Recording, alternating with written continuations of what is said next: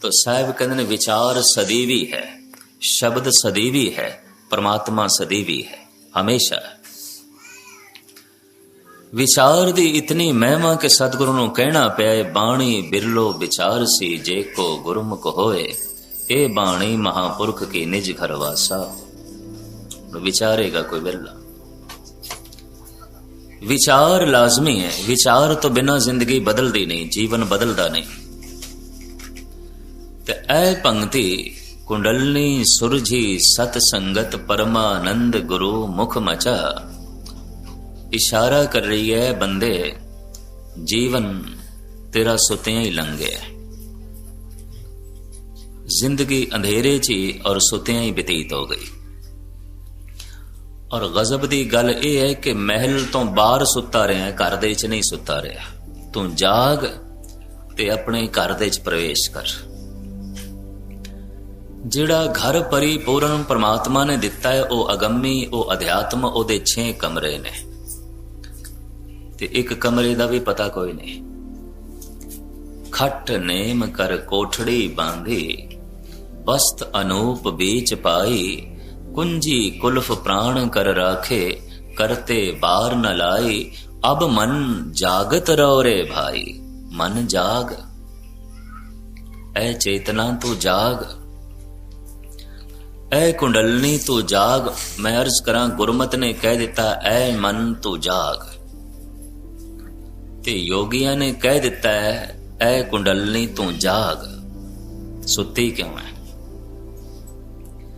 सनातनी ऋषि कहते ने आत्मा तू जाग ताकि परमात्मा नाल संबंध जुड़े। तू सुती पई है।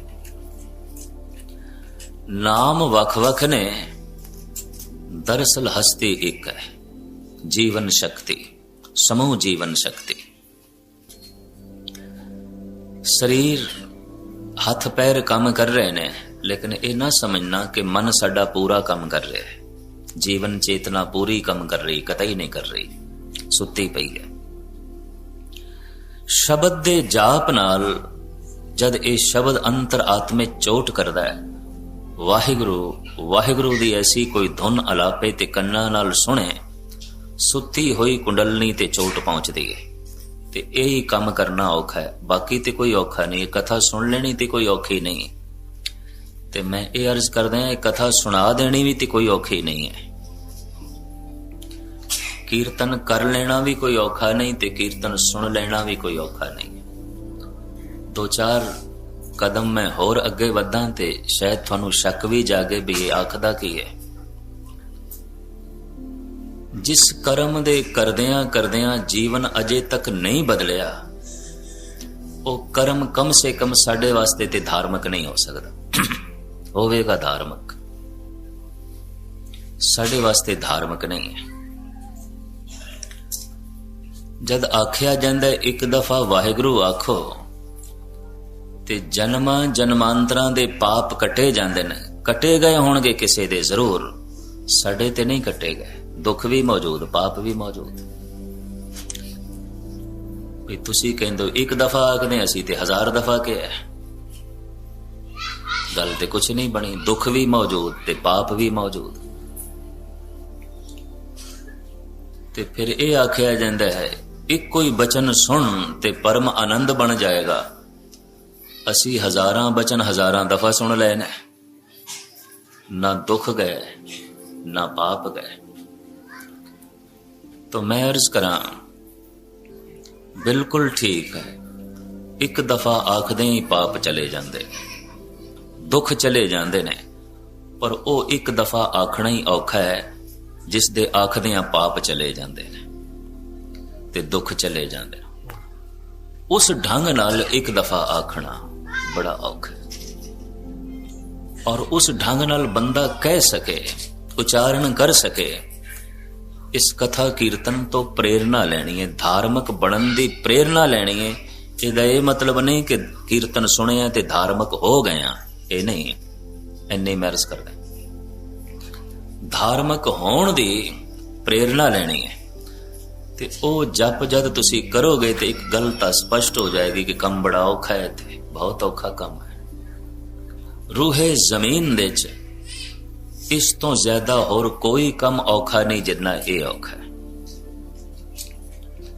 और रूहे जमीन दे च इतना होर रस किधरे भी नहीं जितना इस नाम जपण दे च रस है, आनंद है ते खेड़ है, और किधरे भी नहीं। तो जपना इस वास्ते है कि सुत्ती हुई कुंडलनी जागे, ते जागेगी तां जे शब्द दी चोट पहुंचे, ते पहुंचेगी तां जे उचारण करदे साडा ध्यान होवे, नहीं ते नहीं ते सारा दिन वाहिगुरू वाहिगुरू करते रहिए तो कुछ नहीं बन गए गल। अगर ध्यान नहीं तो खला दे च उड़ गए शब्द, बाहर चली गई आवाज। इस आवाज नू अंदर प्रवेश करना है ते ये ध्यान दे राही होवेगी, क्योंकि ध्यान नहीं तो बंदा सुन भी नहीं सकता। तो ध्यान करके सुनेगा तो शब्द की चोट अंदर पेगी। जैसे कुंडलनी जागदी है कुछ रस बनता है, उहदे जागदे ही स्वाद बनता है। क्यों कि जैसे जागदी है ऊपर उठती है। इस वास्ते योगियां ने कुंडलनी नूं सपनी नाल तशबीह दिती है। जैसे सपेरा बीन वजांदा है ते पिटोरी दे चों सपनी निकल के नाग ऊपर उठदा है, ऐसे ऊपर उठदा है। जिन्हां ने कुछ अनुभव कीता है उन्होंने यही दस्या फिर जीवन शक्ति इंज ऊपर उठदी। पर जैसे जैसे ऊपर उठदी है 6 कमरे ने, उन्हां दे दरवाजे ने बंद ने। अंदर प्रवेश किस तरह करेगी? दरवाजे ते खुलन। तो शब्द दी चोट नाल जितनी जोर नाल कुंडलनी ऊपर उठदी है दरवाजे खुलदे ने। बस उहदे स्पर्श करदे ही दरवाजे खुलदे ने, बशर्ते ऊपर पूरी ताकत नाल ये उठे। और बार बार जे गुरबाणी दे ऐसा आख्या गया बे उठ, कबीर सूता क्या करे, बैठा रहो और जाग, जाही के संग बिछड़ा ताही के संग लाग। जिथों विछड़े हैं उहदे नाल जुड़ एकदम जाग, ते कह दिए जागे हैं। जिस तो विछड़े हैं जुड़े ते है कोई नहीं। तो कबीर भी सुरत जगाण दी गल पे करदे, मन जगाण दी गल पे करदे ने, जीवन चेतना नू जगाण दी गल पे करदे ने। कबीर सूता क्या करे, उठ के ना जपे मुरार, एक दिन सोवन होएगो लांबे गोड पसार। एक दिन ते सुता रह ही जाएगा, तो जाग। ते जे हुण जाग पिया इस तरह दी जागने दे नाल ते कोई संबंध जुड़दा नहीं। तो सुरत नू जगा, जीवन चेतना नू जगा, मन नू जगा, ते मन जागेगा शब्द दी चोट नाल, और कोई तरीका नहीं है। जैसे जैसे शक्ति जागदी है तो पिछले कथन कीते प्रसंग नू चेते कर लेना। ते मैं सिर्फ सुभावक 2 अखर कह के अगे वधा। पहला दरवाजा खुलदा है जिन्हों मूलाधार आखे है, तां वासना दा जगत खत्म हो जाता है। ते दरवाजे 6 ने, कमरे भी 6 ने, चक्कर 6 ने। जप कीते बिना अनुभव च नहीं आणगे, कोई नहीं पता चलेगा। और इन्हां 6 चक्रां दा साइंस नू कोई नहीं पता। अगर साइंस नू पता चल जाए तो साइंस भी धर्म हो गई, ते साइंसदान भगत हो जाएगा अगर उसनू पता चल जाए। साइंसदान संत हो जाएगा और उसनू पता हो जाए, उसनू नहीं पता। ते जिस ढंग नाल पता चलदा है वो कला भी उसदे कोल कोई नहीं। साइंसदान कोल एक विश्वास ते दूजा जप ये चाहिदा है। उस परम चेतना ते साइंसदान नू कोई विश्वास नहीं, ते फिर जप भी कोई नहीं, उन्होंने नहीं पता चलना। जिन्ना साधना दे नाल वो शरीर दी छाणबीण करदा है, इस साधना दे नाल उस चेतना दी छाणबीण नहीं कर सकेगा। इते जप नाल पता चलदा है। तो जैसे जीवन शक्ति ऊपर उठदी है ਪਹਿਲੇ ਚੱਕਰ ਨੂੰ ਵਿੰਨ ਕੇ ਅੰਦਰ ਪ੍ਰਵੇਸ਼ ਕਰਦੀ ਹੈ, ਵਾਸ਼ਨਾ ਦਾ ਜਗਤ ਖਤਮ ਹੋ ਜਾਂਦਾ ਹੈ, ਜਗਤ ਦੀ ਪਕੜ ਖਤਮ ਹੋ ਜਾਂਦੀ ਹੈ। ਇਸ ਤਰ੍ਹਾਂ ਦੇ ਬੰਦੇ ਨੂੰ ਸੰਸਾਰ ਦਾ ਲੋਭ ਦੇ ਕੇ ਗਿਰਾਇਆ ਨਹੀਂ ਜਾ ਸਕਦਾ, ਭ੍ਰਸ਼ਟ ਨਹੀਂ ਕੀਤਾ ਜਾ ਸਕਦਾ। ਕਹਿੰਦੇ ਨਾ ਫਲਾਣਾ ਸੰਤ ਭ੍ਰਸ਼ਟ ਹੋ ਗਿਆ, ਫਲਾਣਾ ਜੋਗੀ ਭ੍ਰਸ਼ਟ ਹੋ ਗਿਆ, ਫਲਾਣਾ ਰਿਸ਼ੀ ਭ੍ਰਸ਼ਟ ਹੋ ਗਿਆ। ਇਤਿਹਾਸ ਦੇ ਵਿੱਚ ਕਹਾਣੀਆਂ ਨੇ, ਸ੍ਰਿੰਗੀ ਰਿਸ਼ੀ ਭ੍ਰਸ਼ਟ ਹੋ ਗਿਆ, ਵਿਸ਼ਵਾਮਿੱਤਰ ਭ੍ਰਸ਼ਟ ਹੋ ਗਿਆ। ਔਰ ਭ੍ਰਸ਼ਟ ਹੋਣ ਦੇ ਵਾਸਤੇ ਸਿਰਫ ਦੋ ਹੀ ਸਾਧਨ, ਕੋਈ ਧਨ ਕਰਕੇ ਭ੍ਰਸ਼ਟ ਹੋਇਆ, ਕੋਈ ਰੂਪ ਕਰਕੇ ਭ੍ਰਸ਼ਟ ਹੋਇਆ। ਵਾਸ਼ਨਾ ਜਾਂ ਧਨ ਦੀ ਆਉਂਦੀ ਹੈ ਜਾਂ ਰੂਪ ਦੀ ਆਉਂਦੀ ਹੈ, ਹੋਰ ਕੁਝ ਨਹੀਂ ਆਉਂਦੀ। ਧਨ ਦੀ ਵਾਸ਼ਨਾ ਚੋਰੀ ਨੂੰ ਜਨਮ ਦਿੰਦੀ ਹੈ, ਰੂਪ ਦੀ ਵਾਸ਼ਨਾ ਯਾਰੀ ਨੂੰ ਜਨਮ ਦਿੰਦੀ ਹੈ। ਸਮੁੱਚੇ ਜਗਤ ਦੀ ਦੋ ਸਮੱਸਿਆਵਾਂ ਨੇ, ਹੋਰ ਤੇ ਕੋਈ ਸਮੱਸਿਆ ਹੀ ਨਹੀਂ ਹੈ। ਤੇ ਕਾਨੂੰਨ ਨਾਲ ਤੇ ਮਸਲਾ ਹੱਲ ਹੋਇਆ ਨਹੀਂ। ਪੁਲਿਸ, ਲਾਠੀ, ਬੰਦੂਕ, ਤੋਪਾਂ ਸਭ ਮੌਜੂਦ ਨੇ ਤੇ ਸਾਰੀ ਦੁਨੀਆ 'ਚ ਚੋਰੀ ਯਾਰੀ ਵੀ ਮੌਜੂਦ ਹੈ। ਅੱਜ ਤੱਕ ਮਸਲਾ ਹੱਲ ਨਹੀਂ ਹੋਇਆ। ਇਸ ਵਾਸਤੇ ਤਾਲਿਆਂ ਦਾ ਜਨਮ ਹੈ। ਤੁਸੀਂ ਕਾਰ ਨੂੰ ਵੀ ਲੌਕ ਕਰਦੇ ਹੋ, ਘਰ ਤਾਲੇ ਮਾਰ ਕੇ ਆਇਓ, ਤੇ ਘਰ ਦੀ ਤੇ ਗੱਲ ਛੱਡੋ, ਗੁਰੂ ਕੀ ਗੋਲਕ ਨੂੰ ਵੀ ਤਾਲੇ ਮਾਰਨੇ ਪੈਂਦੇ ਨੇ। ਤਾਲੇ ਹੀ ਨਹੀਂ, ਉੱਪਰ ਸੀਲ ਵੀ ਲਾਣੀ ਪੈਂਦੀ। ਤੇ ਡਰ ਕੇ ਦਾ ਗੁਸਤਾਖੀ ਮਾਫ ਚੋਰਾਂ ਦਾ, ਔਰ ਕਿਸ ਦਾ ਡਰ ਹੈ? ਵਰਨਾ ਤਾਲੇ ਦੀ ਕੀ ਲੋੜ ਹੈ, ਸੀਲ ਲਾਉਣ ਦੀ ਕੀ ਲੋੜ ਹੈ? ਖਾਸ ਕਰਕੇ ਗੁਰੂ ਦੀ ਗੋਲਕ ਨੂੰ ਤਾਂ ਡਰ ਹੈ। ਸਮੁੱਚੇ ਸੰਸਾਰ ਦੀ ਇਹ ਸਮੱਸਿਆ। ਔਰ ਇਹ ਨਾ ਸਮਝਣਾ ਕਿ ਧਨਾੜ ਦੇਸ਼ਾਂ ਦੇ ਕੋਈ ਤਾਲੇ ਨਹੀਂ ਲਾਉਂਦਾ, ਉੱਥੇ ਬਥੇਰੇ ਤਾਲੇ ਲਾਏ ਜਾਂਦੇ, ਸਭ ਜਗ੍ਹਾ ਤਾਲੇ ਲਾਣੇ ਪੈਂਦੇ। ਤੇ ਤਾਲਿਆਂ ਦਾ ਮਤਲਬ ਹੈ ਚੋਰੀ ਹੈ, ਤੇ ਚੋਰੀ ਹੈ ਦਾ ਮਤਲਬ ਹੈ ਵਾਸ਼ਨਾ ਹੈ। ਸਮੁੱਚੀ ਦੁਨੀਆ ਦੇ ਵਾਸ਼ਨਾ ਜਾਂ ਧਨ ਦੀ ਹੈ ਜਾਂ ਰੂਪ ਦੀ ਹੈ। ਤੋ ਜਿਸ ਤਰ੍ਹਾਂ ਧਨ ਨੂੰ ਤਾਲਿਆਂ 'ਚ ਰੱਖਣਾ ਪੈਂਦਾ ਹੈ, ਮੁਸਲਮਾਨਾਂ ਨੇ, ਇਸਲਾਮ ਨੇ ਰੂਪ ਨੂੰ ਪਰਦਾ ਦਿੱਤਾ। ਬਈ ਇਸਤਰੀ ਜਿਹੜੀ ਹੈ ਇਹ ਬੁਰਕੇ 'ਚ ਰਵੇ, ਪਰਦੇ ਦੇ 'ਚ ਰਵੇ। ਹਾਲਾਂਕਿ ਚਾਹੀਦਾ ਤੇ ਸੀ ਕਿ ਮਨੁੱਖ ਪੁਰਸ਼ ਆਪਣੀ ਅੱਖਾਂ ਤੇ ਸ਼ਰਮ ਦਾ ਪਰਦਾ ਪਾਉਂਦਾ, ਪਰ ਇਹਨੇ ਇਸਤਰੀ ਦੇ ਮੂੰਹ ਦੇ ਉੱਤੇ ਕੱਪੜੇ ਦਾ ਪਰਦਾ ਪਾ ਦਿੱਤਾ। ਤੇ ਅੱਜ ਵੀ ਅਰਬ ਦੇਸ਼ਾਂ ਵਿੱਚ ਪਰਦਾ ਬੜਾ ਲਾਜ਼ਮੀ, ਬਹੁਤ ਲਾਜ਼ਮੀ। ਈਰਾਨ ਵਿੱਚ ਨਹੀਂ ਸੀ, ਉਹ ਖੁਮੈਨੀ ਨੇ ਲਾਜ਼ਮੀ ਕਰ ਦਿੱਤਾ। ਤੇ ਕੁਝ ਪਾਕਿਸਤਾਨ ਦੇ ਮੌਲਵੀਆਂ ਦਾ ਵੀ ਦਿਮਾਗ ਖਰਾਬ ਹੋਇਆ, ਉੱਥੇ ਕਰਨ ਲੱਗੇ ਨੇ। ਗੁਰਮਤ ਨੇ ਇਸ ਨੂੰ ਨਹੀਂ ਮੰਨਿਆ। ਰਹੋ ਰਹੋਰੀ ਬਹੋਰੀਆ ਘੂੰਗਟ ਜਿਨ ਕਾੜੇ, ਸ਼ਬਦ ਗੁਰੂ ਗ੍ਰੰਥ ਸਾਹਿਬ ਦਾ। ਅੰਤ ਕੀ ਬਾਰ ਲਹੇਗੀ ਨਾ ਆਂਡੇ, घूंघट तेरो तो ऊपर साचे, हर गुन गाए कुदे अर नाचे। मुखड़े ते जे शर्म हया दा घुंड है, तो कपड़े दे घुंड दी लोड़ ही कोई नहीं। की करना है? शर्म ही घुंड है, शर्म ही पड़दा है। शर्म इस्त्री दा पड़दा है, शर्म पुरुष दा पड़दा है। ते जे बेहया बेशर्म पुरुष हो गया है, ते बेहया नूं ही ते पंजाबी च कहंदे ने बड़ा नंगा बंदा है। बेहया नूं ते कहंदे ने, बेशर्म नूं होर किस नूं कहंदे ने? हालांकि उसने कपड़े पाए हुंदे ने, पर कह दिता जांदा बड़ा नंगा है। तो मैं अर्ज करां, समुचे जगत दी ये समस्या है। ईसाईयत ने नगनता दिती ते ये बेशर्मी दी चरम सीमा नूं छू गई।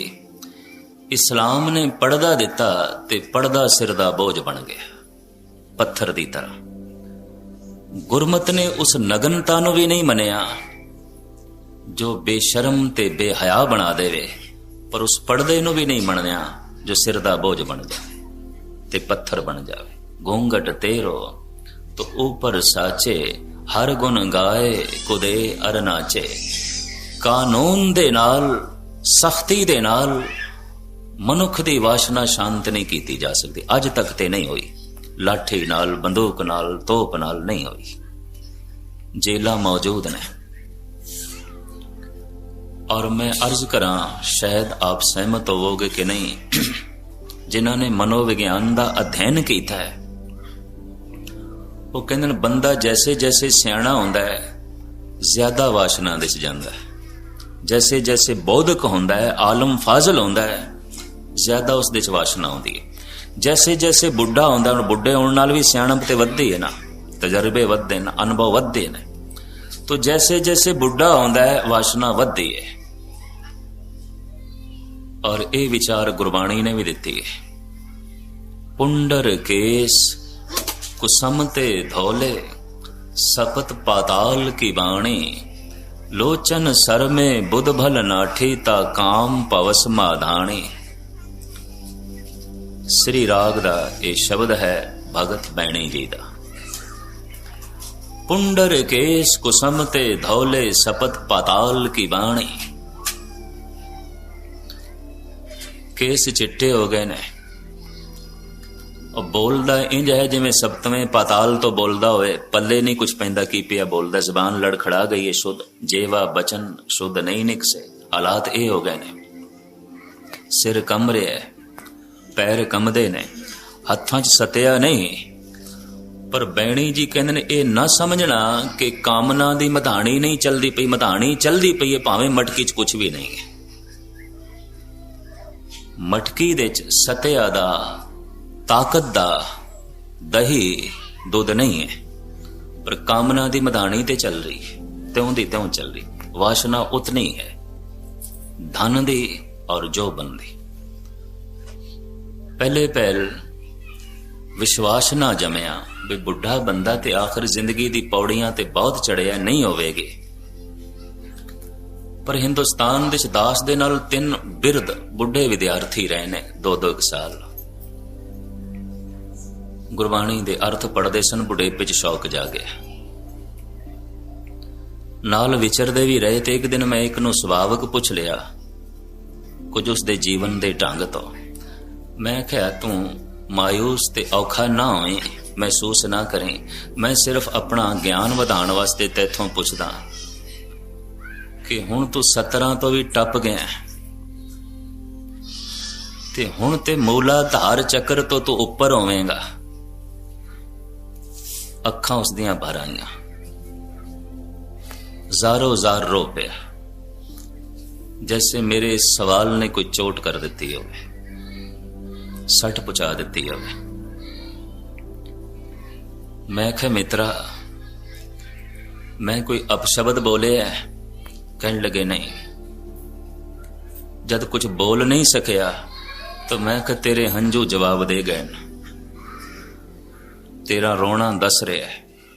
वासना मौजूद है, कामना मौजूद है। बुढ़ा हो गए ते की एदे नाल ते कुछ नहीं।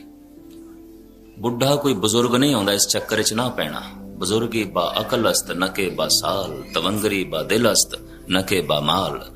5 साल दे प्रहलाद नूं असीं आखांगे बुजुर्ग है, 80 साल दे हरनाकश नूं कह देंगे कुछ भी नहीं, बच्चियां तो भी थल्ले कुछ भी नहीं, क्योंकि वासना है बड़ी प्रबल। और ये जिहड़ी कामना है कहंदे ने बस यही चक्कर है, इसे च ही मनुख पिया रहिंदा है।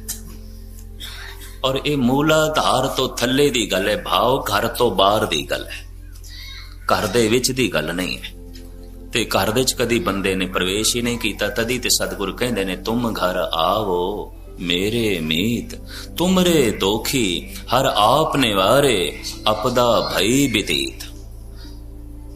गुरु अर्जन देव जी दा वाक, तुम घर आओ मेरे मीत, ए मेरे मित्र। ये पता किसनू आख्या? जीवन चेतना नू आख्या, मन नू आख्या। जिन्ने दुख ने, दोख ने, पाप ने आपे मिटावेगा। घर दे च प्रवेश करदियां ही मिट जाणगे। प्रवेश ते कर दो, घर दे च आ ते सही। और घर दे च प्रवेश करदियां ही घर सुहावना आनंदमयी हो जाता है, रस मिलता है। इस वास्ते साहिब कहते तुम घर आओ मेरे मीत, तुमरे दोखी हर आप निवारे, अपदा भई बितीत। अगों स्वागत भी है, पर हुण कोई घर दे प्रवेश ते करे। कबीर कहते जद मैं गृह प्रवेश करन लगा ना, ते आम दुनिया की तरह शोर शराबा नहीं सी। सुर नर मुनि जन कौतक आए, कोट 33 उजाना। कहत कबीर मोहे ब्याह चले हैं पुरख एक भगवाना। एक भगवान दे नाल अज मैं चलिया। 33 करोड़ देवता मेरे इस कौतक नूं देखण आया है कि कबीर ने अपने घर दे च प्रवेश कर लिया। कबीर नूं परमात्मा मिल गया। इनू किधरे कपोल कल्पना ना समझना। जिस दिन जिसदा मन अपने ग्रह दे च प्रवेश करदा ना, जितनियां मुकत रूहां ने, जितने संत मंडल ने, वो दिन प्रसन्न हो जाते कि एक होर आया सदियां दा बिछड़ा अपने घर, खुश हो जाते। एक होर आया जन्मां जन्मांतरां दियां ठोकरां खा के अपने घर, प्रसन्न हो जाते, खुश हो जाते। चलो एक होर नूं टिकाणा नसीब होया ते ये अलग अलग मंडल ने, मोक्ष मंडल। जहां जहां ध्रुव नारद टेके नैक टिकाओ मोए। भगत नामदेव कहंदे ने, हे अकाल पुरख, जिथे तू ध्रुव नूं टिकाया है, नारद नूं टिकाया है, मैनू उत्थे ही टिका, मैं उत्थे ही वसना है। जन्म साखी च एक दिन मैं पढ़ रहा सी ते अज भी बंदे दे अंदर संसा पैदा कर सकती है। मरदाना पुछदा है, बाबा जी हुण कित्थे आ गए आपां? मरदाने दे प्रश्नां ने जन्म साखी नूं जन्म दिता है। मरदाने दे सवालां ने गुरु नानक दे जवाब नूं जन्म दिता है। मरदाने दा सवाल आम मर्दां दा सवाल है, सारे जगत दा सवाल है। गुरु नानक दा जवाब सारे जगत लई है। इन्नी मैं अर्ज करदा। ओ भोला भाला कीर्तनिया मासूम तबीयत रखण वाला जे सवाल ना करदा तो बहुती दुनिया दे सवाल सिर्फ सवाल ही रह जाने सन। बाबे ने जवाब दिते ने।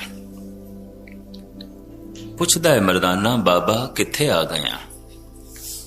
सतगुरु कहंदे ने, मरदाने आपां चंद्रमा ते आ गए। हुण तुसीं आखोगे जन्म साखी दी ये गल, और वहां डॉलर खर्च हो गए, अमेरिका दे, रशिया दे, कई साल लग गए तजर्बियां करदियां ते बड़ी मुश्किल नाल उन्होंने बंदा चंद्रमा ते भेजे। ते जन्म साखी च लिखे है, महाराज कहंदे ने, मरदाने आपां चंद्रमा ते आ गए। ते उत्थे जिहड़ी दूरी लिखी हुई है ना योजना दे हिसाब नाल, वो उन्नी है जिहड़ी अज साइंस दसदी है, मेल खांदी। कदी पढ़ना जन्म साखी, पुरातन जन्म साखी। ते मैनू भी पहले शक होया, क्योंकि विज्ञान साइंस ये कह रही है ना उत्थे ऑक्सीजन है, पानी कोई नहीं, हवा कोई नहीं, जीव रह ही नहीं सकता, है ही नहीं कोई। तो पहले मैनू भी ऐसा जापया कि जन्म साखी दियां अधियां जिहड़ियां कहानियां ने, क्योंकि बहुत सारे ग्रह मंडलों बारे जानकारी है, ते उन्हां ग्रह मंडलों दे विच गुरु नानक देव जी का है। मरदाना पुछदा है, महाराज ये किहड़ा ग्रह है? सतगुरु कहंदे ने, ध्रुव ग्रह, जिहड़ा सवेरे तारा चमकदा है ना, इनू ध्रुव मंडल कहंदे। ते सिर्फ इतनी ही गल नहीं, महाराज मरदाने नूं कहंदे ने, ओ जिहड़ा सामने है ना, वो काक बसुंड ऋषि है, त्रेते युग दे च इक महात्मा होया। मरदाने ओ वेख, ओ कपल मुनि है, आ तैनूं ओहदे नाल भी मिलाई है। ते ये कहानियां भी मैं जन्म साखी च पढ़ियां, और मैं गल नूं छुपावा ना, सिख जगत दे बेशतर कथावाचक इन्हां साखियां नूं पढ़ के ठप देंदे ने, कहंदे ने की सुनाई है।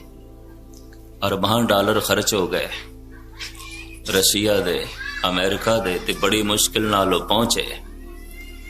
ते इत्थे सतगुरु कह रहे ने, आपां ध्रुव दे च घुम रहे हैं, चंद्रमा दे च घुम रहे हैं, ते किस तरह सुनाई है? कौन यकीन करेगा, कौन मनेगा? ते जद साइंस ने तस्दीक कर दी, पानी ही कोई नहीं, ऑक्सीजन ही नहीं है, हवा ही नहीं है, जीव ते रह ही नहीं सकता, मनुख ते रह ही नहीं सकता, ते उत्थे है भी कोई नहीं सिवाय धरती ही धरती दे। ਤੇ ਜਨਮ ਸਾਖੀ ਨੂੰ ਪੜ੍ਹਦਿਆਂ ਜਿਹੜੀ ਗੱਲ ਖੁੱਲੀ ਹੈ ਉਹ ਮੈਂ ਤੁਹਾਡੇ ਸਾਹਮਣੇ ਰੱਖਾਂ। ਇਹ ਸਰੀਰਕ ਮੰਡਲ ਨਹੀਂ ਨੇ। ਜਿਸ ਧਰਤੀ ਤੇ ਅਸੀਂ ਰਹਿੰਦੇ ਹਾਂ ਨੂੰ ਮਾਤ ਲੋਕ ਕਹਿੰਦੇ ਨੇ ਸਰੀਰਕ ਮੰਡਲ। ਅਨੇਕਾਂ ਗ੍ਰਹਿ ਨੇ ਜੋ ਸਰੀਰਕ ਮੰਡਲ ਨਹੀਂ ਨੇ, ਰੂਹਾਨੀ ਮੰਡਲ ਨੇ। ਰੂਹ ਹੈ, ਸਿਰਫ ਰੂਹ। ਉਹਨੂੰ ਅੰਨ ਪਾਣੀ ਦੀ ਲੋੜ ਨਹੀਂ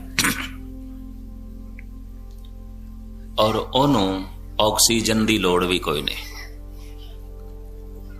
ਮੈਂ ਅਰਜ਼ ਕਰਾਂ, ਅੰਧ ਵਿਸ਼ਵਾਸ ਆਮ ਜਗਤ ਦੇ ਚ ਵੀ ਆਉਂਦਾ ਹੈ ਤੇ ਅੰਧ ਵਿਸ਼ਵਾਸ ਬੜੇ ਤੋਂ ਬੜੇ ਸਾਇੰਸਦਾਨ ਦੇ ਅੰਦਰ ਵੀ ਆਉਂਦਾ ਹੈ, ਸਿੱਧ ਕੀਤਾ ਜਾ ਸਕਦਾ ਹੈ। ਕਿਉਂਕਿ ਸਾਇੰਸ ਤੇ ਸਾਇੰਸਦਾਨ ਪ੍ਰਮਾਤਮਾ ਨੂੰ ਨਹੀਂ ਮੰਨਦਾ ਤੇ ਉਹਦਾ ਨਾ ਮੰਨਣਾ ਅੰਧ ਵਿਸ਼ਵਾਸ ਹੈ। ਕਿਉਂਕਿ ਹੈ ਜੋ ਹੈ ਤੇ ਉਹਨੂੰ ਨਾ ਮੰਨਣਾ ਅੰਧ ਵਿਸ਼ਵਾਸ ਨਹੀਂ। ਇਹ ਵੀ ਤੇ ਅੰਧ ਵਿਸ਼ਵਾਸ ਹੈ, ਬਹੁਤ ਵੱਡਾ ਅੰਧ ਵਿਸ਼ਵਾਸ ਹੈ।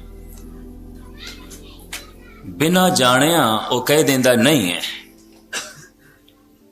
ਸਾਇੰਸ ਨੇ ਕੱਲ ਤੱਕ ਕਿਹਾ ਸੀ ਭੂਤ ਪ੍ਰੇਤ ਕੋਈ ਨਹੀਂ, ਤੇ ਮੈਂ ਅਰਜ਼ ਕਰਦਿਆਂ ਇਹ ਵੀ ਹੈਗੇ ਨੇ ਕਈ ਕੋਟ ਭੂਤ ਪ੍ਰੇਤ ਸੂਕਰ ਮਿਰਗਾਚ। ਸੁਖਮਨੀ ਸਾਹਿਬ ਦੀ ਪੰਕਤੀ ਹੈ। ਭੂਤ ਉਹ ਰੂਹ ਜਿਹਨੂੰ ਸਰੀਰ ਨਹੀਂ ਮਿਲਿਆ। ਤੇ ਦੋ ਤਰ੍ਹਾਂ ਦੀਆਂ ਆਤਮਾਵਾਂ ਨੂੰ ਜਲਦੀ ਸਰੀਰ ਨਹੀਂ ਮਿਲਦਾ। ਦੋ ਤਰ੍ਹਾਂ ਦੇ ਬੰਦਿਆਂ ਨੂੰ, ਕਸਾਈ ਹੈ, ਦੁਰਾਚਾਰੀ ਹੈ, ਬੜਾ ਹੀ ਜ਼ਾਲਮ ਹੈ।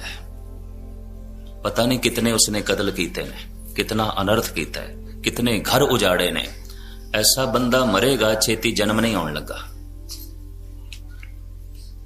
ਕਿਉਂਕਿ ਇਸ ਤਰ੍ਹਾਂ ਦੇ ਬੰਦੇ ਵਾਸਤੇ ਕੋਈ ਸਪੈਸ਼ਲ ਥਾਂ ਚਾਹੀਦੀ ਹੈ। ਜਿਵੇਂ ਜਿਹਨੂੰ ਫਾਂਸੀ ਤੇ ਚਾੜਨਾ ਹੋਵੇ ਨਾ, ਉਹਦੇ ਵਾਸਤੇ ਜੇਲ੍ਹ ਵਿੱਚ ਸਪੈਸ਼ਲ ਕੋਠੜੀ ਆਉਂਦੀ, ਫਾਂਸੀ ਦੀ ਕੋਠ, ਉਹ ਅਲੱਗ ਹੀ ਬਣੀ ਆਉਂਦੀ ਹੈ, ਸਾਰਿਆਂ ਤੋਂ ਨਿਆਰੀ ਆਉਂਦੀ ਹੈ। ਇਸ ਤਰ੍ਹਾਂ ਦੇ ਜੀਵ ਨੂੰ ਜਨਮ ਦੇਣ ਲਈ ਕੋਈ ਖਾਸ ਮਾਂ ਚਾਹੀਦੀ ਤੇ ਕੋਈ ਖਾਸ ਪਿਓ ਚਾਹੀਦਾ। ਆਰੇ ਘਰ ਹੀ ਜਨਮ ਨਹੀਂ ਲੈ ਸਕਦੇ। ਤੇ ਕੋਈ ਨਾਮ ਰਸੀਆ ਹੈ, ਜਪ ਰਿਹਾ ਹੈ, ਲੇਕਿਨ ਉਹ ਆਗਿਆ ਚੱਕਰ ਤੋਂ ਉੱਪਰ ਨਹੀਂ ਉੱਠ ਸਕਿਆ। ਪਰਮਾਤਮਾ ਦੇ ਦੇਸ਼ ਤੱਕ ਤੇ ਨਹੀਂ ਪਹੁੰਚਿਆ, ਲੇਕਿਨ ਪਰਮਾਤਮਾ ਦੇ ਮਾਰਗ ਤੇ ਚੱਲਿਆ ਸੀ। ਪਰਮਾਤਮਾ ਦੇ ਦਰ ਤੱਕ ਤੇ ਪਹੁੰਚਿਆ, ਪਰਮਾਤਮਾ ਦੇ ਘਰ ਤੱਕ ਨਹੀਂ ਪਹੁੰਚਿਆ। ਕਹਿੰਦੇ ਨੇ ਇਸ ਤਰ੍ਹਾਂ ਦੀ ਆਤਮਾ ਦਾ ਵੀ ਛੇਤੀ ਜਨਮ ਨਹੀਂ ਆਉਂਦਾ। ਕਿਉਂ? ਕਿ ਇਹਨੇ ਵੀ ਹਰ ਘਰ ਦੇ ਵਿੱਚ ਜਨਮ ਨਹੀਂ ਲੈਣਾ, ਕੋਈ ਵਿਸ਼ੇਸ਼ ਮਾਂ ਚਾਹੀਦੀ ਹੈ। ਧਰੂ ਜੈਸੀ ਆਤਮਾ ਹਰ ਘਰ ਦੇ ਜਨਮ ਨਹੀਂ ਲੈ ਸਕਦੀ। ਇੰਨੇ ਮੈਂ ਅਰਜ਼ ਕਰਦੇ। ਰਾਮ ਜੈਸੀ ਆਤਮਾ ਹਰ ਘਰ ਦੇ ਜਨਮ ਨਹੀਂ ਲੈ ਸਕਦੀ। ਕਬੀਰ ਜੈਸੀ ਆਤਮਾ ਹਰ ਘਰ ਦੇ ਜਨਮ ਨਹੀਂ ਲੈ ਸਕਦੀ। ਕੋਈ ਵਿਸ਼ੇਸ਼ ਮਾਂ ਚਾਹੀਦੀ, ਕੋਈ ਵਿਸ਼ੇਸ਼ ਪਿਤਾ ਚਾਹੀਦਾ ਹੈ, ਬੜਾ ਭਜਨੀ, ਘਰ ਦਾ ਵਾਤਾਵਰਣ ਬੜਾ ਪਵਿੱਤਰ, ਤਾਂ ਹੀ ਕਿਧਰੇ ਸੰਤ ਤੇ ਭਗਤ ਕੋਈ ਜਨਮ ਲਵੇ ਆਵੇਗਾ। ਗੰਦੀ ਥਾਂ ਤੇ ਅਸੀਂ ਗੰਦਗੀ ਸੁੱਟਦੇ ਆਉਂਦੇ ਹਾਂ। ਕੋਈ ਗੰਦੀ ਥਾਂ ਤੇ ਫੁੱਲਾਂ ਨੂੰ ਥੋੜੀ ਸੁੱਟਦਾ ਹੈ। ਗੁਸਤਾਖੀ ਮਾਫ, ਖਿਮਾ ਮੰਗ ਲਵਾਂ, ਗੰਦੀਆਂ ਆਤਮਾਵਾਂ ਗੰਦੇ ਘਰਾਂ 'ਚ ਜਨਮ ਲੈਂਦੀਆਂ ਨੇ। ਅਕਸਰ 99% ਹਾਲਾਤ ਐਸੇ ਹੁੰਦੇ ਨੇ। ਤੇ ਚੰਗੀ ਆਤਮਾ ਚੰਗੇ ਘਰ ਜਨਮ ਲੈਂਦੀ। ਵਾਤਾਵਰਣ ਤੇ ਚਾਹੀਦਾ ਹੈ, ਮਾਹੌਲ ਤੇ ਚਾਹੀਦਾ ਹੈ। ਲੋਕੀ ਅੱਜ ਕੱਲ ਰੋ ਰਹੇ ਨੇ ਆਪਣੀ ਔਲਾਦ ਤੋਂ, ਕਹਿੰਦੇ ਨੇ ਹੱਦ ਹੋ ਗਈ, ਨਾ ਕੋਈ ਪ੍ਰਹਿਲਾਦ ਜੰਮ ਰਿਹਾ, ਨਾ ਕੋਈ ਮੀਰਾ, ਸਭ ਲੈਲਾ ਮਜਨੂ ਹੀ ਪੈਦਾ ਹੋ ਰਹੇ ਨੇ। ਇਹ ਗੱਲ ਕੀ ਹੈ? ਤੇ ਲੈਲਾ ਮਜਨੂ ਨਾ ਪੈਦਾ ਹੋਣ, ਜਿਸ ਢੰਗ ਨਾਲ ਤੁਸੀਂ ਜੀਵਦੇ ਪਏ ਉਸ ਢੰਗ ਨਾਲ ਤੇ ਇਹੀ ਕੁਝ ਪੈਦਾ ਹੋਣਗੇ, ਹੋਰ ਕੀ ਹੈ? ਗੁਲਾਬ ਦੇ ਫੁੱਲ ਪੈਦਾ ਹੋ ਸਕਣ, ਧਰਤੀ ਬਣਾਈ ਨਹੀਂ ਤੁਸੀਂ। ਚਮੇਲੀ ਦੇ ਫੁੱਲ ਉਗ ਸਕਣ, ਘਰ ਦਾ ਵਾਤਾਵਰਣ ਹੀ ਨਹੀਂ ਬਣਾਇਆ।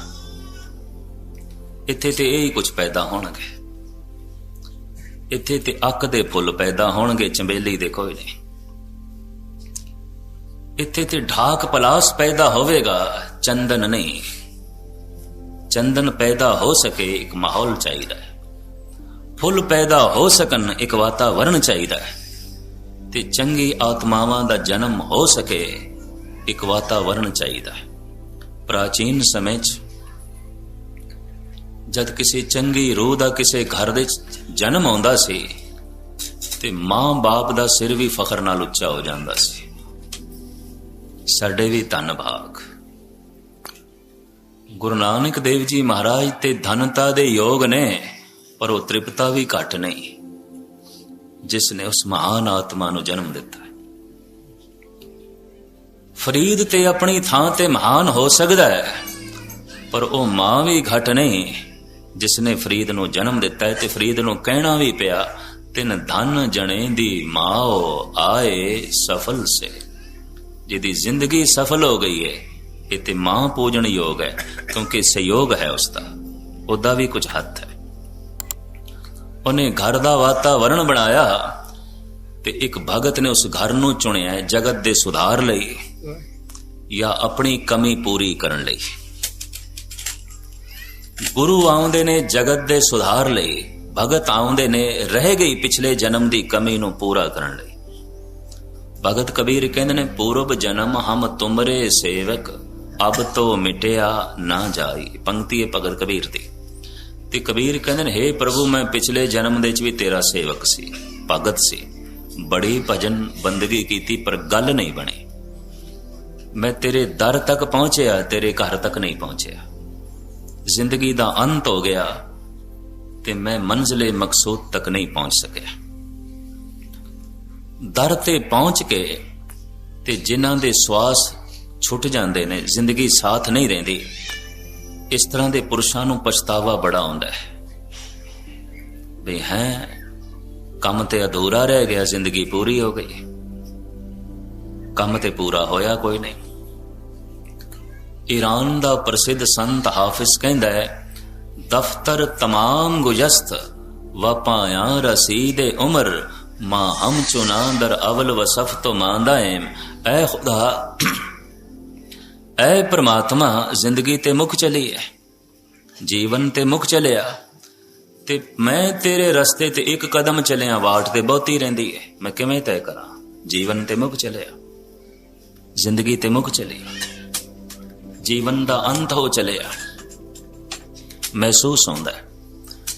ਇਹ ਗਿਆਨ ਫਿਰ ਨਾਲ ਰਹਿੰਦਾ, ਮਿਟਦਾ ਨਹੀਂ ਹੈ। ਅਗਲੇ ਜਨਮ ਵਿੱਚ ਇਹ ਗਿਆਨ ਅੰਕੁਰਿਤ ਹੁੰਦਾ ਹੈ, ਨਾਲ ਰਹਿੰਦਾ ਹੈ। ਕਬੀਰ ਦੇ ਨਾਲ ਇਹ ਗਿਆਨ ਰਿਹਾ ਤੇ ਕਬੀਰ ਨੇ ਪ੍ਰਾਰਥਨਾ ਕੀਤੀ ਹੈ, हे ਪ੍ਰਭੂ, ਪਿਛਲੇ ਜਨਮ ਦੇ ਵਿੱਚ ਤੇ ਗੱਲ ਨਹੀਂ ਬਣ ਸਕੀ, ਰਹਿ ਗਈ, ਪਰ ਅਬ ਕੀ ਬਾਰ ਬਖਸ਼ ਬੰਦੇ ਕੋ ਬੌਰ ਨਾ ਭਉ ਜਲ ਫੇਰ।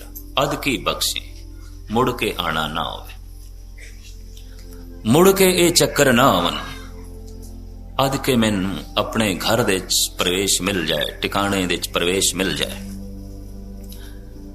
ਤੋ ਅੱਜ ਦੀ ਇਸ ਵਿਚਾਰ ਦੇ ਵਿੱਚ ਆਪਾਂ ਇਹ ਬੈਠ ਕੇ ਜ਼ਰੂਰ ਨਿਰਣਾ ਕਰਨਾ ਹੈ ਕਿ ਮਕਾਨ ਦੇ ਜਿਹੜੇ 6 ਕਮਰੇ ਨੇ, ਆਪਾਂ ਕਿਹੜੇ ਕਮਰੇ 'ਚ ਖੜੇ ਆ ਜਾਂ ਘਰ ਦੇ ਬਾਹਰ ਹੀ ਖੜੇ ਆ। ਤੇ ਜ਼ਿੰਦਗੀ ਮੁੱਕ ਚਲੀ ਤੇ ਘਰ ਦੇ ਬਾਹਰ ਖੜੇ ਆ, ਤੇ ਘਰ ਦੇ 'ਚ ਪ੍ਰਵੇਸ਼ ਕਦੋਂ ਕਰਾਂਗੇ? ਮੇਰੇ ਮਨ ਪਰਦੇਸੀ ਵੇ ਪਿਆਰੇ ਆਓ ਘਰੇ। ਕਾਸ਼ ਜਿਸ ਘਰ ਦੇ 'ਚ ਆਪਾਂ ਰੋਜ਼ ਪ੍ਰਵੇਸ਼ ਕਰ ਲੈਂਦੇ ਆ, ਜੇ ਇਹ ਹੀ ਘਰ ਹੋਵੇ ਤੇ ਸਤਿਗੁਰੂ ਨੂੰ ਕਹਿਣ ਦੀ ਕੋਈ ਲੋੜ ਹੀ ਕੋਈ ਨਹੀਂ, ਆਪਾਂ ਤੇ ਰੋਜ਼ ਚਲੇ ਜਾਂਦੇ ਆ। ਇਹ ਘਰ ਨਹੀਂ ਹੈ। ਜਿਸ ਘਰ ਦੇ 'ਚੋਂ ਇੱਕ ਦਿਨ ਲਾਸ਼ ਨਿਕਲੇ ਤੇ ਕੱਢ ਦਿੱਤਾ ਜਾਏ ਬੰਦਾ, ਤੇ ਜਿਸ ਘਰ ਦੇ 'ਚ ਅਸੀਂ ਅੱਜ ਹਾਂ, ਪਤਾ ਨਹੀਂ ਉਸ ਤੋਂ ਪਹਿਲੇ ਕੌਣ ਸੀ, ਉਸ ਤੋਂ ਪਹਿਲੇ ਕੌਣ ਸੀ, ਉਸ ਤੋਂ ਪਹਿਲੇ ਕੌਣ ਸੀ। ਨਸੀਹਤਨਾਮੇ ਦੀ ਪੰਕਤੀ ਇਹ ਕਹਿਤੀ ਗਈ, ਦੇਖ ਵਾਜੇ ਵਜਾਏ ਵਹੀ ਇੱਕ ਰਹਿਸੀ ਜੋ ਸਾਚਾ ਖੁਦਾ ਹੈ। ਬਾਬਾ ਫਰੀਦ ਕਹਿੰਦੇ ਨੇ, ਜਿਸ ਆਸਣ ਹਮ ਬੈਠੇ ਕੇਤੇ ਬੈਸ ਗਿਆ। ਜਿੱਥੇ ਮੈਂ ਬੈਠਾ ਇੱਥੇ ਪਤਾ ਨਹੀਂ ਪਹਿਲੇ ਕਿੰਨੇ ਬੈਠ ਚੁੱਕੇ ਨੇ। ਇਹ ਆਸਣ ਮੇਰਾ ਕਿਸ ਤਰ੍ਹਾਂ ਹੋ ਸਕਦਾ ਹੈ? ਇੱਥੇ ਤੇ ਕਈ ਬੈਠ ਚੁੱਕੇ ਨੇ, ਇੱਥੇ ਤੇ ਮੈਥੋਂ ਪਹਿਲੇ ਕਈ ਰਹਿ ਚੁੱਕੇ ਨੇ। ਤੇ ਸਿਆਣੇ ਕਹਿੰਦੇ ਨੇ, ਬੰਦੇ ਦੇ ਪੈਰ ਜਿੱਥੇ ਖੜੇ ਨੇ, ਅਨੇਕਾਂ ਮੁਰਦਿਆਂ ਦੀ ਰੇਤ ਉਹਦੇ ਕਦਮਾਂ ਦੇ ਥੱਲੇ। ਸਮੁੱਚੀ ਪ੍ਰਿਥਵੀ ਦੇ ਵਿੱਚ ਇੰਨੇ ਮਨੁੱਖ ਮਰੇ ਨੇ ਕਿ ਪ੍ਰਿਥਵੀ ਦਾ ਇੱਕ ਚੱਪਾ ਵੀ ਐਸਾ ਰਿਹਾ ਨਹੀਂ ਜਿੱਥੇ ਮਰੇ ਹੋਇਆਂ ਦੀ ਖਾਕ ਨਾ ਉੱਡਦੀ ਪਈ ਹੋਵੇ, ਪੈਰਾਂ ਦੇ ਥੱਲੇ। तो जिस आसन हम बैठे केते बेस गया। कई बैठ गए ने, ये घर नहीं। घर ते ओ जिस दे प्रवेश करिए ते घर ही आनंद मंगल होवे, ते फिर बाहर जाण दी इच्छा ही ना रहे। थानू कोई 4-5 दिन लई घर दे च मजबूरन बैठना पै जाना, मजबूरन ਤੇ 5 ਦਿਨ ਇੰਜ ਲੱਗੇਗਾ, 5ਵੇਂ ਦਿਨ ਘਰ ਜੇਲ੍ਹ ਖਾਨਾ ਹੈ, ਵੀ ਬਾਹਰ ਜਾ ਹੀ ਨਹੀਂ ਸਕਦੇ। ਹਾਲਾਤ ਐਸੇ ਹੋ ਜਾਣਗੇ, ਬੰਦਾ ਔਖਾ ਹੋ ਜਾਏਗਾ, ਵੀ ਬਾਹਰ ਹੀ ਨਹੀਂ ਜਾ ਸਕਦੇ। ਦਾਸ 4-5 ਸਾਲ ਪੁਰਾਣੀ ਗੱਲ ਹੈ। ਅਕਾਲ ਤਖਤ ਦੇ 5 ਪਿਆਰੇ ਤੇ ਉਹਨਾਂ ਨਾਲ ਦਾਸ ਦੀ ਡਿਊਟੀ ਲੱਗੀ ਅਫਗਾਨਿਸਤਾਨ ਵਿੱਚ ਅੰਮ੍ਰਿਤ ਪ੍ਰਚਾਰ ਦੀ। ਹੈਡ ਗ੍ਰੰਥੀ ਸਾਹਿਬ ਵੀ ਨਾਲ ਸਨ ਦਰਬਾਰ ਸਾਹਿਬ ਦੇ। ਤੇ ਸੁਭਾਵਿਕ ਹੀ ਉੱਥੇ ਕ੍ਰਾਂਤੀ ਹੋ ਗਈ, ਪਲਟਾ ਆ ਗਿਆ, ਰਾਜ ਪਲਟਾ ਆ ਗਿਆ, ਕਰਫਿਊ ਲੱਗ ਗਿਆ। ਤੇ ਜਿੱਥੇ ਆਪਾਂ ਬੈਠੇ ਸੀ 5-7 ਦਿਨ ਉੱਥੇ ਹੀ ਉਸੇ ਕਮਰੇ 'ਚ ਰਹਿਣਾ, ਨਾ ਕਿਧਰੇ ਜਾ ਸਕੀਏ ਨਾ ਆ ਸਕੀਏ। ਤੇ ਅਕਾਲ ਤਖਤ ਦੇ ਜਥੇਦਾਰ ਸਾਹਿਬ ਪੌਰਾ ਸਾਹਿਬ ਕਹਿਣ ਲੱਗੇ, ਮਸਕੀਨ ਜੀ ਤੇ ਕਮਰਾ ਹੁਣ ਖਾਣ ਨੂੰ ਪੈਂਦਾ ਹੈ, ਨਾ ਕਿਧਰੇ ਜਾ ਸਕਦੇ ਹਾਂ ਨਾ ਕਿਧਰੇ ਆ ਸਕਦੇ ਹਾਂ, ਕਰਫਿਊ ਲੱਗਿਆ ਹੋਇਆ, ਹਾਲਾਤ ਐਸੇ ਹੋ ਗਏ। ਉੱਥੋਂ ਮੈਨੂੰ ਖਿਆਲ ਮਿਲੇ ਕੋਈ ਘਰ ਨਹੀਂ ਹੈ ਜਿਹਨੂੰ ਅਸੀਂ ਘਰ ਕਹਿ ਦਿੰਦੇ ਹਾਂ।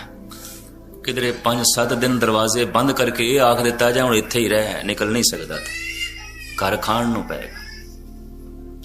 ਇਹ ਤੇ ਚੰਗਾ ਹੈ, ਥੋੜੇ ਦੇਰ ਵਾਸਤੇ ਘਰ ਚੋਂ ਬਾਹਰ ਆ ਜਾਂਦੇ ਆ ਤੇ ਫਿਰ ਤਾਜ਼ੇ ਹੋ ਕੇ ਫਿਰ ਘਰ ਦੇ ਵਿੱਚ ਪ੍ਰਵੇਸ਼ ਕਰ ਲੈਂਦੇ ਆ, ਤੇ ਫਿਰ ਘਰ ਦੇ ਵਿੱਚ ਪੁਰਾਣੇ ਹੋ ਜਾਂਦੇ ਆ, ਫਿਰ ਬਾਹਰ ਆ ਜਾਂਦੇ ਆ, ਫਿਰ ਨਵੇਂ ਹੋ ਕੇ ਗੁਰਦੁਆਰੇ ਜੋ ਹੈ ਘਰ ਦੇ ਚਲੇ ਜਾਂਦੇ ਆ। ਇਸ ਤਰ੍ਹਾਂ ਘਰ ਦੀ ਨਵੀਨਤਾ ਬਣੀ ਰਹਿੰਦੀ ਹੈ। ਜੇ ਕਿਧਰੇ 5-7 ਦਿਨ ਲਗਾਤਾਰ ਰਹਿਣਾ ਪੈ ਜਾਏ ਤਾਂ ਘਰ ਜੇਲ੍ਹ ਪ੍ਰਤੀਤ ਹੋਵੇਗੀ, ਘਰ ਤੇ ਜੇਲ੍ਹ ਲੱਗੇਗਾ। ਇਹ ਕਿੱਥੇ ਬੈਠ ਗਏ, ਖਾਣ ਨੂੰ ਪਏਗਾ। ਘਰ ਉਹ ਹੈ ਜਿੱਥੇ ਇੱਕ ਦਫਾ ਪ੍ਰਵੇਸ਼ ਕਰੀਏ ਤੇ ਫਿਰ ਬਾਹਰ ਜਾਣ ਨੂੰ ਜੀ ਨਾ ਕਰੇ। ਘਰ ਉਹ ਹੈ ਜਿੱਥੇ ਪਹੁੰਚੀਏ ਤੇ ਪਰਮ ਆਨੰਦ ਦੀਆਂ ਧੁਨੀਆਂ ਵੱਜ ਪੈਣ। ਉਹ ਘਰ ਹੈ ਪ੍ਰਮਾਤਮਾ ਦਾ। ਉੱਥੇ ਲੀਨ ਹੋ ਕੇ ਮਨੁੱਖ ਜੋ ਆਨੰਦ ਮਾਣਦਾ ਹੈ, ਸਾਰੀ ਭਟਕਣਾ ਮੁੱਕ ਜਾਂਦੀ ਹੈ। ਪਰ ਉਹ ਤੇ 6ਵੇਂ ਕਮਰੇ 'ਚ ਹੈ ਇਹ ਪਰਮ ਜੋਤੀ। ਇਸ ਤੋਂ ਪਹਿਲੇ ਕੁਝ ਹੋਰ ਕਮਰੇ ਨੇ ਜਿੱਥੋਂ ਲੰਘ ਕੇ ਉੱਥੇ ਪਹੁੰਚਣਾ ਹੈ। ਤੇ ਕਿਤਨਾ ਅਣਗਹਿਲਾ ਉਹ ਬੰਦਾ ਹੋਵੇਗਾ ਕਿ ਜੀਵਨ ਦਾ ਮਹਿਲ ਪਰਮਾਤਮਾ ਨੇ ਦਿੱਤਾ ਤੇ ਮਹਿਲ ਦੇ ਕਿਸੇ ਕਮਰੇ ਦਾ ਵੀ ਪਤਾ ਕੋਈ ਨਹੀਂ। ਜ਼ਿੰਦਗੀ ਦਾ ਮਹਿਲ ਤੇ ਹਰ ਕਮਰੇ ਵਿੱਚ ਕੁਛ ਨਾ ਕੁਛ ਪਿਆ। ਪਹਿਲਾ ਮੂਲਾਧਾਰ, ਇਸ ਨੂੰ ਯੋਗੀਆਂ ਨੇ ਚੱਕਰ ਕਹਿ ਦਿੱਤਾ ਤੇ ਸਤਪੁਰਸ਼ਾਂ ਨੇ, ਭਗਤ ਜਨਾਂ ਨੇ, ਗੁਰਬਾਣੀ ਨੇ ਇਹਨੂੰ ਅਧਿਆਤਮਕ ਅਵਸਥਾ ਮੰਨ ਲਿਆ। ਕਿਸੇ ਨੇ ਚੱਕਰ ਕਿਹਾ, ਕਿਸੇ ਨੇ ਖੱਟ ਨਿਯਮ ਕਹਿ ਦਿੱਤੇ। 6 ਨਿਯਮ ਜਿਸ ਦੀ ਪੂਰਤੀ ਕਰਕੇ ਮਨੁੱਖ ਪਰਮ ਆਨੰਦ ਨੂੰ ਪ੍ਰਾਪਤ ਹੁੰਦੇ ਨੇ। ਖੱਟ ਨੇਮ ਕਰ ਕੋਠੜੀ ਬਾਂਧੀ, ਬਸਤ ਅਨੂਪ ਬੀਚ ਪਾਈ। तो पहला चक्कर, पहला दरवाजा है मूलाधार। सुरत जैसे उठदी है ते दरवाजे नूं धक्का मारदी, दरवाजा खुलदा है, चक्कर विनिया जांदा है। वासना दा जगत खत्म ते वासना धन दी ते रूप दी, मैं पहले अर्ज की थी, और कुछ नहीं। वासना उत्थे पहुंच के उस घर दे उस कमरे दे पहुंच के वासना दा जगत खत्म, क्योंकि उते थल्ले से हुण उर्दगमन हो गई जीवन चेतना। हुण शक्ति दा मुंह उपर उठ गया, हुण कुंडलनी उपर उठी है, हुण पराए धन दी पकड़ जांदी रही। इस तरह दा बंदा चोर नहीं हो सकता। हुण पराए रूप दी पकड़ जांदी रही, इस तरह दा बंदा यार नहीं हो सकता। ते सारी दुनिया दी मूल समस्या है, कानून नाल काबू नहीं हो रहा। ते जिस ढंग नाल काबू हो सकता है वह बंदा साधना ही नहीं पिया करता। जिस नाल बंदा चोर ते यार बन सकता है, इस तरह दे महल, इस तरह दे घर, जुए खाने, शराब खाने कदम कदम ते बनाए जा रहे ने। पर जेदे नाल ये दोवें ही काबू च आ सकते ने ते मनुख इन्हां तो उच्चा उठ सकता है, वो धर्म मंदिर खिमा करनी बेरौनक ने। अगर इत्थे थोड़े जिहां दा इकट्ठ देख के किधरे ना अंदाजा ला लेना, बेशतर दुनिया के हिस्सों च मस्जिदां उजड़ गईयां, चर्च उजड़ गए। बेशतर भारत के कोने दे च भी मंदिर उजड़ गए ने। और किसे किसे थां ये भी मैं देखा, गुरुद्वारियां दी मंजिल 4-4 मंजिला गुरुद्वारे, सिख 2 भी नहीं बैठे होंदे। हुण जिंदगी उत्थे जा रही है ਜਿੱਥੇ ਬੰਦਾ ਚੋਰ ਬਣਦਾ ਹੈ ਤੇ ਯਾਰ ਬਣਦਾ ਹੈ, ਜਿੱਥੇ ਵਾਸ਼ਨਾ ਉਜਾਗਰ ਹੁੰਦੀ ਹੈ, ਤੇ ਉਹਨਾਂ ਮਹਿਲਾਂ ਵਿੱਚ ਜ਼ਿਆਦਾ ਰੌਣਕ ਹੈ, ਉੱਥੇ ਜ਼ਿਆਦਾ ਰੌਣਕ ਹੈ। ਔਰ ਆਪ ਸੁਣ ਕੇ ਹੈਰਾਨ ਹੋਵੋਗੇ, ਜਿੱਥੇ ਸੰਤੋਖ ਤੇ ਸ਼ਰਮ ਹਯਾ ਦਾ ਜਨਮ ਹੋਵੇ, ਇਸ ਤਰ੍ਹਾਂ ਦੇ ਧਾਰਮਿਕ ਮੰਦਿਰਾਂ ਦੀ ਰੌਣਕ ਸਵੇਰੇ ਮੰਨੀ ਗਈ ਹੈ। ਸਵੇਰੇ ਅੰਮ੍ਰਿਤ ਵੇਲਾ, ਸਚ ਨਾਮ, ਵਡਿਆਈ, ਵਿਚਾਰ। ਤੇ ਜਿੱਥੇ ਮਨੁੱਖ ਦੀ ਵਾਸ਼ਨਾ ਹੀ ਪ੍ਰਫੁੱਲਤ ਹੋ ਸਕਦੀ ਹੈ, ਇਸ ਤਰ੍ਹਾਂ ਦੇ ਅੱਡਿਆਂ ਦੀ ਰੌਣਕ ਰਾਤ ਨੂੰ ਹੈ, ਅੰਧੇਰੇ 'ਚ ਰਾਤ ਨੂੰ ਹੈ। ਔਰ ਇਹ ਜਿਹੜੇ ਰਾਤ ਦੇ ਅੱਡੇ ਨੇ, ਇੱਥੇ ਰੌਣਕ ਵੱਧ ਗਈ। ਜੋ ਅੰਮ੍ਰਿਤ ਵੇਲੇ ਦੇ ਆਸ਼ਰਮ ਨੇ, ਇੱਥੇ ਰੌਣਕ ਘਟ ਗਈ। ਇਸ ਵਾਸਤੇ ਸਮੁੱਚੀ ਦੁਨੀਆ ਦੇ ਵਿੱਚ ਇਹਨਾਂ 30-35 ਸਾਲਾਂ ਦੇ ਵਿੱਚ ਜੋ ਚੋਰੀ ਯਾਰੀ ਵਧੀ ਹੈ, ਸਿਆਣੇ ਕਹਿੰਦੇ ਨੇ ਪਿਛਲੇ 1000 ਸਾਲ ਦੇ ਵਿੱਚ ਵੀ ਨਹੀਂ ਵਧੀ ਸੀ ਇਤਨੀ, ਜਿਹੜੀ ਹੁਣ ਵਧੀ ਇਹਨਾਂ 35 ਸਾਲਾਂ 'ਚ। ਇਹਨਾਂ 35 ਸਾਲਾਂ ਦੇ ਵਿੱਚ ਗੰਦਾ ਲਿਟਰੇਚਰ, ਸਾਹਿਤ ਛਪ ਕੇ ਜੋ ਮਨੁੱਖ ਦੇ ਸਾਹਮਣੇ ਆਇਆ ਹੈ, ਪਿਛਲੇ ਹਜ਼ਾਰਾਂ ਸਾਲਾਂ ਦੇ ਵਿੱਚ ਵੀ ਇਸ ਤਰ੍ਹਾਂ ਦੀ ਗੰਦ ਨਹੀਂ ਲਿਖੀ ਗਈ ਸੀ। ਕਾਰਨ ਕਿ ਮਨੁੱਖ ਦੀ ਕਿਸੇ ਹੱਦ ਤੱਕ ਕੁੰਡਲਨੀ ਸੁਰਜੀਤ ਸੀ, ਉਰਦਗਮਨ ਸੀ, ਹੁਣ ਨਹੀਂ। ਤੇ ਇਹ ਮੂਲ ਸਮੱਸਿਆ ਖੜੀ ਹੋ ਗਈ। ਕਾਨੂੰਨ ਨਾਲ ਮਸਲਾ ਹੱਲ ਨਹੀਂ ਹੋ ਰਿਹਾ, ਨਾ ਚੋਰੀ ਦਾ ਨਾ ਯਾਰੀ ਦਾ। ਅੱਜ ਤੱਕ ਕਿਸੇ ਦੇਸ਼ ਵਿੱਚ ਵੀ ਨਹੀਂ ਹੱਲ ਹੋਇਆ, ਸਭ ਜਗ੍ਹਾ ਮੌਜੂਦ ਹੈ। ਔਰ ਰੱਜ ਕੇ ਇਹ ਚੋਰੀ ਤੇ ਯਾਰੀ ਮੌਜੂਦ ਹੈ, ਕਾਬੂ 'ਚ ਨਹੀਂ ਆ ਰਹੀ। ਤੇ ਇਹੀ ਬੰਦੇ ਦੇ ਮਨ ਨੂੰ ਇਤਨਾ ਮੈਲਾ ਤੇ ਢਹਿੰਦੀ ਕਲਾ 'ਚ ਲੈ ਜਾਂਦੀ ਹੈ ਕਿ ਪਰਮ ਰਸ ਦਾ ਬੋਧ ਤੱਕ ਨਹੀਂ ਰਹਿੰਦਾ। ਗੁਰੂ ਗ੍ਰੰਥ ਸਾਹਿਬ ਜੀ ਮਹਾਰਾਜ ਦੀ ਇੱਕ ਪੰਕਤੀ ਮੈਂ ਤੁਹਾਡੇ ਸਾਹਮਣੇ ਰੱਖਾਂ। ਫੈਸਲਾ ਦਿੰਦੇ ਨੇ ਨਾਮਦੇਵ, ਬਈ ਰੱਬ ਕਿਹਦੇ ਕੋਲ ਹੈ, ਕਿਸ ਤਰ੍ਹਾਂ ਅੰਦਾਜ਼ਾ ਲਾਓਗੇ?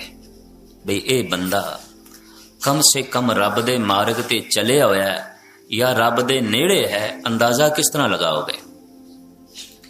ਤਾਂ ਨਾਮਦੇਵ ਦੀ ਇੱਕ ਪੰਕਤੀ ਬੜੀ ਕੀਮਤੀ ਹੈ। ਪਰ ਧਨ ਪਰ ਦਾਰਾ ਪਰ ਹਰੀ, ਤਾਂ ਕੇ ਨਿਕਟ ਬਸੇ ਨਰ ਹਰੀ। ਨਰ ਹਰੀ ਉਹ ਹੈ ਕਿ ਪਰਾਇਆ ਧਨ ਵੇਖ ਕੇ ਜਿਹਦੇ ਅੰਦਰ ਚੋਰੀ ਦਾ ਭਾਵ ਨਹੀਂ ਪੈਦਾ ਹੋ ਜਾਂਦਾ, ਤੇ ਪਰਾਇਆ ਤਨ ਵੇਖ ਕੇ ਜਿਹਦੇ ਅੰਦਰ ਯਾਰੀ ਦਾ ਭਾਵ ਨਹੀਂ ਪੈਦਾ ਹੁੰਦਾ, ਇਹ ਰੱਬ ਦੇ ਨੇੜੇ ਹੈ। ਕਮ ਸੇ ਕਮ ਰੱਬ ਦੇ ਮਾਰਗ ਤੇ ਚੱਲਿਆ, ਤੇ ਬਿਨਾਂ ਚੱਲਿਆ ਐਸਾ ਹੋ ਨਹੀਂ ਸਕਦਾ। ਕਈ ਕਹਿੰਦੇ ਨੇ ਕੀ ਕਰਨਾ, ਗੁਰਦੁਆਰੇ ਜਾ ਕੇ ਬਾਣੀ ਪੜ੍ਹ ਕੇ ਬੰਦਾ ਚੰਗਾ ਹੋਣਾ ਚਾਹੀਦਾ ਹੈ। ਤੂੰ ਬਹੁਤ ਚੰਗਾ, ਜਿਵੇਂ ਪ੍ਰਹਿਲਾਦ ਹੋਵੇ, ਦੁਨੀਆ ਭਰ ਦੇ ਚੋਰ ਯਾਰ ਇਕੱਠੇ ਕਰੀਏ ਤੇ ਤੇਰਾ ਹਿਰਦਾ ਬਣਦਾ।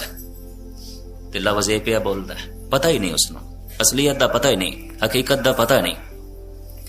ਮਹਾਤਮਾ ਤੁਲਸੀ ਕਹਿੰਦੇ ਨੇ, ਪਰ ਧਨ ਕੋ ਮਿੱਟੀ ਸਮਝੇ, ਪਰ ਤਿਰਿਆ ਮਾਤ ਸਮਾਨ, ਇਤਨੇ ਪਰ ਹਰੀ ਨਾ ਮਿਲੇ ਤੋ ਤੁਲਸੀ ਦਾਸ ਜ਼ਬਾਨ।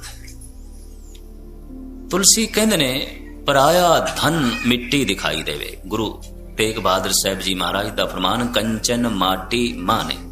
ਜੋ ਦੂਜੇ ਦਾ ਧਨ ਹੈ, ਮਿੱਟੀ, ਤੇ ਵੇਖਦੇ ਆ ਚੋਰੀ ਦਾ ਭਾਵ ਨਹੀਂ ਪੈਦਾ ਹੋਵੇਗਾ। ਪਰਾਇਆ ਤਨ ਮਾਂ ਹੈ ਜਾਂ ਪਿਤਾ ਹੈ, ਭੈਣ ਹੈ ਜਾਂ ਭਰਾ ਹੈ, तो यारी ਦਾ भाव नहीं पैदा होवेगा। तुलसी कहने अगर इस तरह का भाव किसी के अंदर पैदा हो गया तो रब फिर भी उसनों नहीं मिलिया।